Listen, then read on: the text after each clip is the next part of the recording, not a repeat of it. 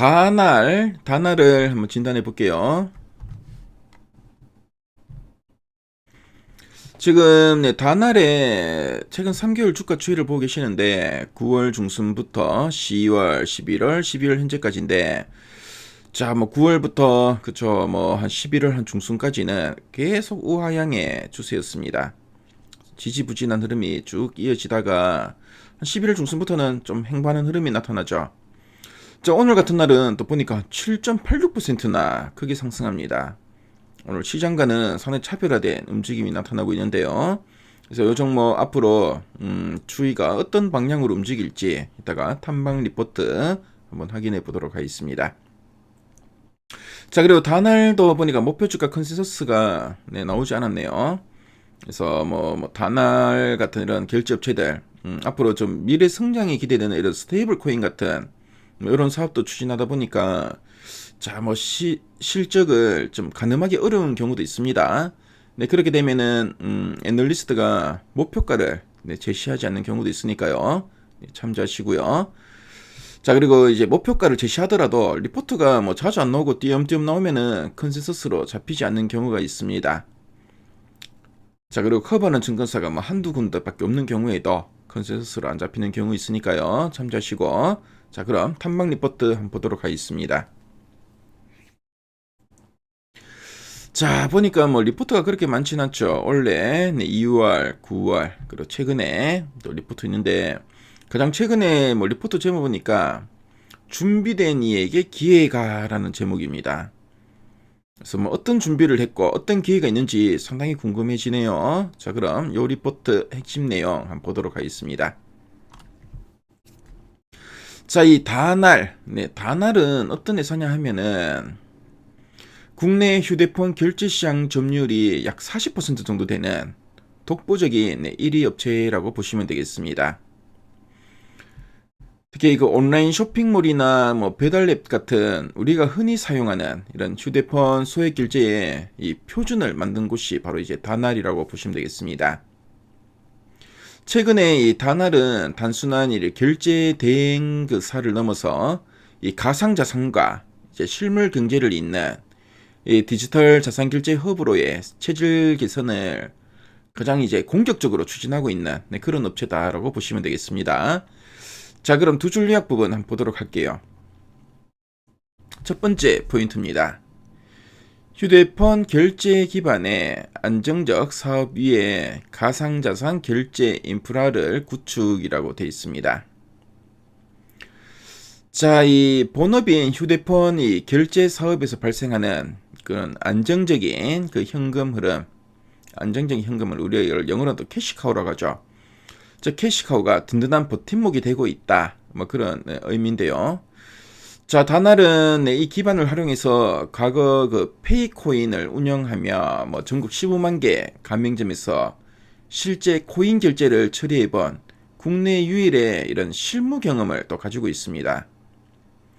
그래서 최근에는 뭐 세계 최대 거래소인 바이낸스와 또 이제 손을 잡았고요. 그래서 바이낸스 페이에 국내 인프라를 또 구축하고 있고, 그래서 어떤 뭐 가상자산이든 즉시 결제에 사용할 수 있는 이런 기술적 환경을 이미 완성해 두었다. 뭐 그런 의미로 이해하시면 되겠습니다. 자, 그리고 두 번째 포인트 보겠습니다. 원화 스테이블 코인 도입 시 국내 최대 수혜 가능성 보유라고 돼 있죠. 자, 가치가 뭐 1원과 이제 연동되는 원화 스테이블 코인이 제도권에 이제 도입이 된다면은 다날이 가장 큰 이익을 볼 것이라는 이런 전망입니다. 변동성이 큰 뭐 일반 코인과는 다르게 이 스테이블 코인은 좀 안정적입니다. 그래서 대중적인 결제 수단이 되기 쉬운데요. 다날은 이미 이제 발행부터 뭐 유통, 뭐 정산까지 이런 모든 과정을 수행할 수 있는 이런 시스템과 특허를 확보하고 있습니다. 그래서 뭐 제도적인 이런 빗장만 풀리면은 즉시 이제 시장을 선점할 수 있는 준비된 1등이라고 또 평가 좀 받고 있는데요. 자, 그럼 아랫단에서 좀 더 구체적인 내용들 한번 보도록 하겠습니다.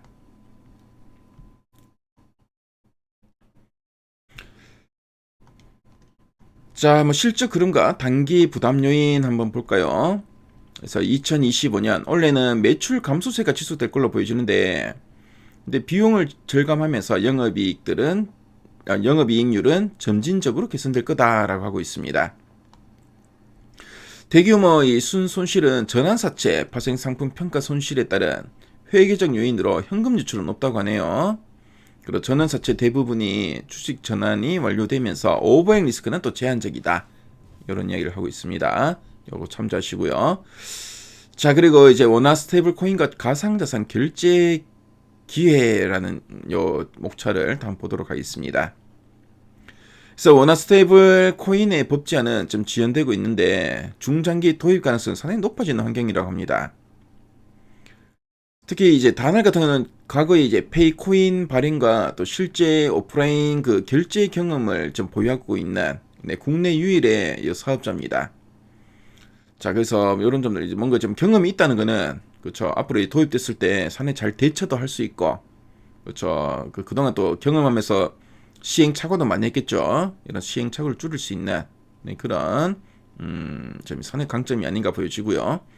자, 그리고 가상자산 발행, 유통, 결제, 송금, 정산, 전과정 수행 경험으로 금융권 POC 마무리 단계다라는 이야기까지 쭉 하고 있습니다. 자, 그리고 이제 글로벌 파트너십 성장 옵션에 대한 이야기도 좀 나있죠. 특히 이제 바이낸스와 그쵸 국내 유일의 마스터 어그리게이터 계약 체결을 했다고 합니다. 그래서 바이낸스 페이에 가맹점 모집 권한도 확보했다라는 이야기를 하고 있죠. 그래서 뭐 어떤 뭐 가상 자산이든 즉시 결제에 사용할 수 있는 이런 기술적 환경을 또 어느 정도 완성해 뒀기 때문에 그렇죠.